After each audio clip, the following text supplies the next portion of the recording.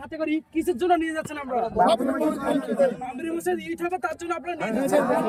বাবরি মসজিদ হবে ইনশাআল্লাহ তো নাকি? বাবরি মসজিদ হবে।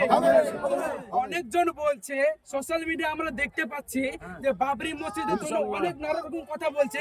যেমন একজন বলছে যে বাবরি মসজিদ যদি হয় তো ফির বাবরি মসজিদের পর হওয়ার পর আবার ভাঙবো। আমরা বলছি আবার বাবরি মসজিদটাকে আবার ভাঙবো। দেখুন আমরা জান প্রাণ দিয়ে আমার রক্ত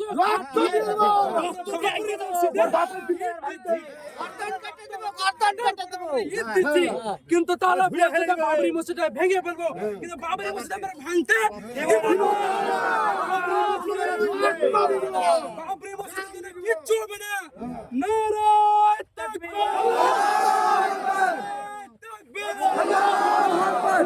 কবির জিন্দাবাদ, জিন্দাবাদ, নারায়ে তাকবীর।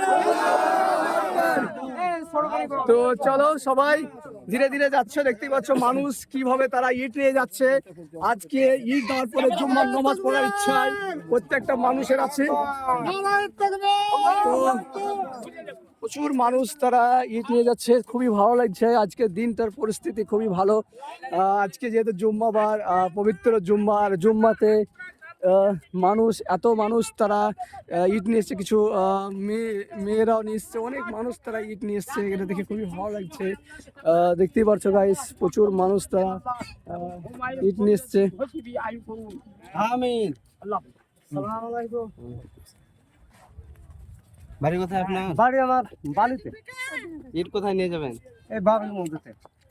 বাবরি মসজিদে অনেক তো ইট রয়েছে, চাও দি কটা মনে আছে? মনে আসা।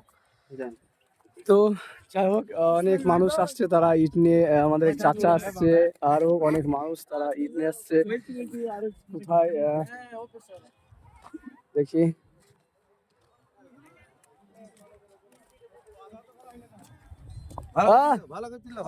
দেখতে পাচ্ছ সবাই মসজিদ হবে হবে হবে। তো মানুষ দেখতেই পাচ্ছ কিভাবে তারা মাঠ দিয়ে বাবরি মসজিদে ইট নিয়ে যাচ্ছে। সামনেই সেই বাবরি মসজিদ হবে। আর এখানে সব প্রত্যেকটা মানুষ ইটের ভাটা থেকে ইট নিয়ে যাচ্ছে। তারা নিজস্ব এখান থেকে যে পাচ্ছে তারা ইট ধরে ইট নিয়ে যাচ্ছে। তো তাদের ইট দেওয়ার উৎসাহটা দেখে কি বলবো তোমাদেরকে, খুবই একটা ভালো লাগছে।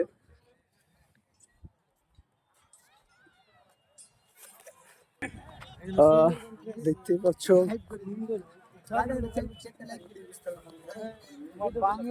ওটা মাঠের মধ্যে।